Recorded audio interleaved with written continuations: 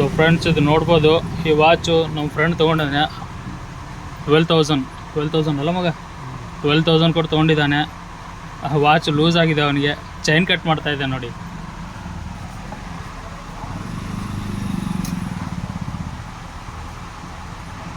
ಯಾವಾಗ ತೊಗೊಂಡಿದ್ದು ಮಗ ಇದು? ನಮ್ಮ ಅಣ್ಣ ಕೊಡಿಸಿದ್ದು. ಹೌದಾ, ನಿನ್ನೆ ತೊಗೊಂಡಿದ್ದು. ಓಕೆ.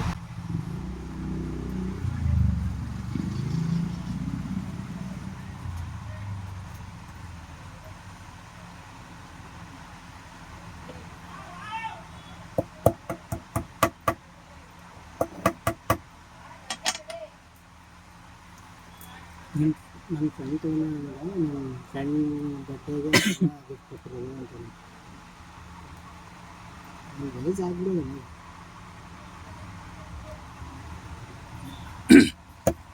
ಅಂದರೆ ನಿಮ್ಮ ಫ್ರೆಂಡ್ ಕೊಟ್ಟಿದ್ದಾನೆ ನಿನ್ನ ಬಡ್ಡೆಗೆ ಇದು ವಾಚು.